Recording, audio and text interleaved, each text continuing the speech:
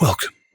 In this video, we'll take a closer look at Hyperchorus, introduced with FL Studio 21.1. A chorus creates stereo width and subtle modulation, similar to multiple instrument groups, like violins in an orchestra or voices in a choir, playing the same part. This is achieved by creating delayed copies of the original signal, delays, and then slightly detuning them, while also panning them around the stereo field. The pitch, timing, and stereo position offsets, when mixed with the dry signal, create the chorus sound. Similar to when a choir sings, no two singers are ever exactly in phase with each other or have the exact same pitch. Hyperchorus takes this chorus effect to the extreme.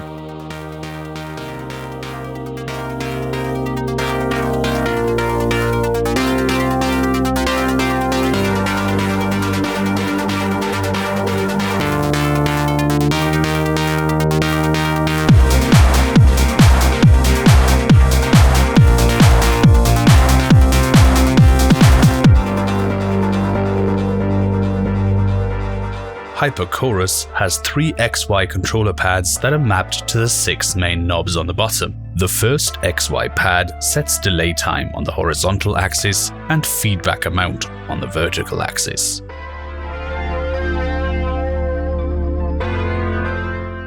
Feedback is the amount of the chorus output that is fed back into the input. This will intensify the spectral effect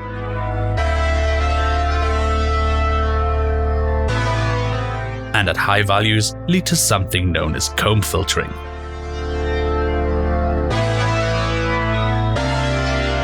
XY pad number 2 controls modulation and modulation rate. Modulation on the horizontal axis sets the amount of an LFO affecting the delay time, creating pitch variations. Modulation rate changes that LFO's speed.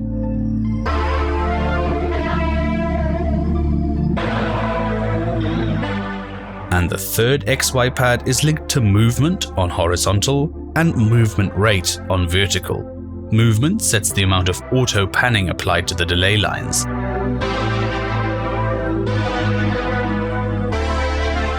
And movement rate is the speed at which delay lines are panned side to side.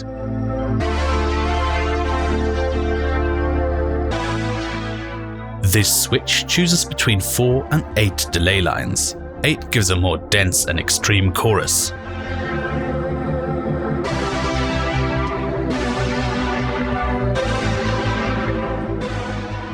You also get high pass and low pass filters for the wet signal, useful to constrain the chorus in the spectrum, as drastic movement at either end of the spectrum can introduce issues with mono compatibility, for example.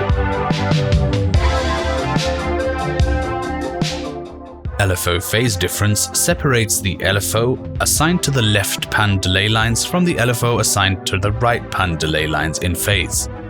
This drastically increases the stereo width easily.